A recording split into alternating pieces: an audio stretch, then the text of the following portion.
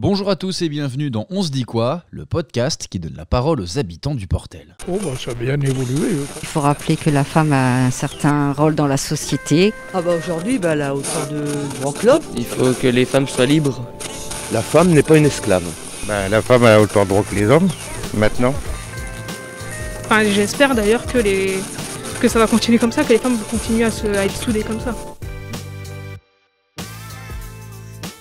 Pour cette première série de podcasts, on va parler de la Journée internationale des droits des femmes qui a lieu chaque année le 8 mars et questionner les habitants de la commune sur l'égalité femmes-hommes dans notre société. Et dans ce nouveau podcast, on donne la parole aux enfants.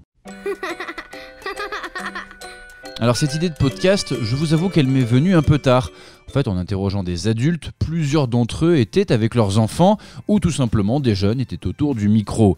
Alors tout naturellement, une fois les questions posées aux parents, j'ai posé les mêmes questions aux enfants et je me suis aperçu de quelque chose, c'est la grande sincérité des plus jeunes. Pas de filtre, pas de barrière. C'est un fait observé, les jeunes disent plus librement ce qu'ils pensent.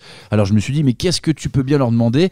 Et là encore, c'est grâce à leur naturel que la réponse était évidente. Je leur ai demandé leur définition de l'égalité entre les femmes et les hommes.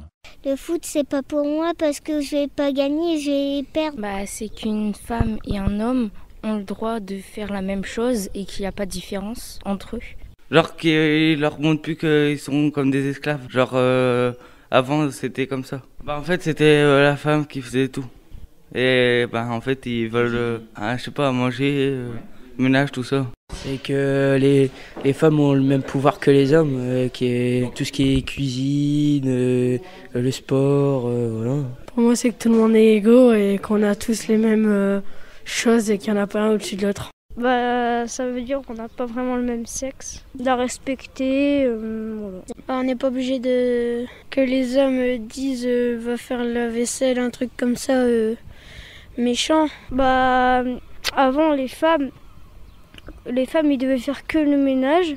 Et les hommes allaient travailler à la mine. Ne pas taper les femmes, plein de gens comme ça. On est tous au même niveau. Et c'est que les filles, c'est pas elles qui doivent tout faire, c'est aussi les garçons.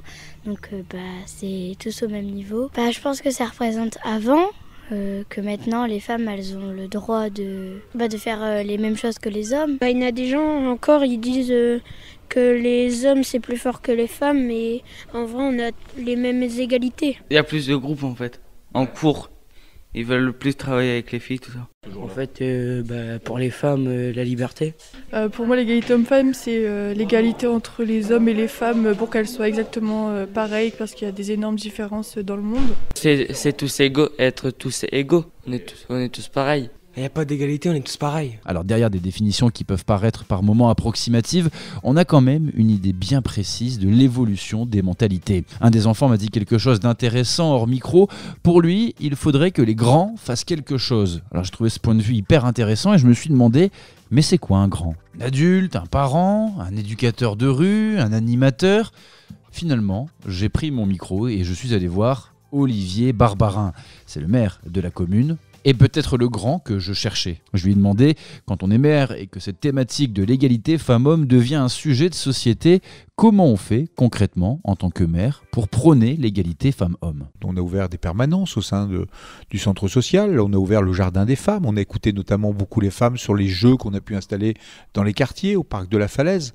On a essayé de sensibiliser partout autour des dames. Et puis, là c'est plus symbolique, mais également tous les noms de bâtiments publics que j'ai donné ou de rues dans la ville portent le nom de dames, et parfois de dames célèbres, mais qui ont fait beaucoup pour l'idéal féminin. Et donc c'était un moment également important pour leur rendre hommage. D'abord, c'est au niveau du personnel communal. Moi, plus de 50% de nos chefs de service en mairie sont des femmes.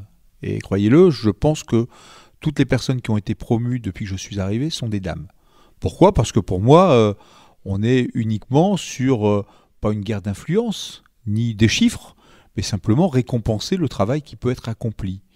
Et donc, on essaye d'ouvrir également parfois certains métiers à des dames. Actuellement, sur des agents de salubrité publique, où il n'y avait que des hommes, on a mis des dames et qui font remarquablement bien leur travail. Sur le travail des espaces verts, des serres, il y a également des dames qui sont arrivées. Donc je pense qu'il y a aujourd'hui un autre regard à apporter sur le travail des femmes, sur le métier, et puis également sur le rôle à l'intérieur d'un foyer. Et on peut le voir dans la vie municipale. Je le vois plus, moi, également avec mes enfants, qu'aujourd'hui, la répartition des tâches dans un foyer, elle est faite entre l'homme et la femme. Quand on veut que la population s'imprègne de cela, de montrer l'exemple. Donc, à la fois motiver nos personnels communaux et puis également la population porteloise sur les droits des femmes. Parce que pour certains de nos habitants, ça paraissait très très éloigné. Et donc, il a fallu que l'on mène toutes des actions, pas uniquement sur cette journée-là, mais régulièrement pour informer et surtout pour essayer de sensibiliser également les jeunes publics à cette thématique. Ce podcast a été réalisé avec les habitants des quartiers prioritaires du Portel dans le cadre de la Journée internationale des droits des femmes qui a lieu chaque année le 8 mars. Retrouvez tous les podcasts d'On se dit quoi sur le www.le-portel.bibli.fr ou sur le Facebook et la chaîne YouTube de la médiathèque du Portel.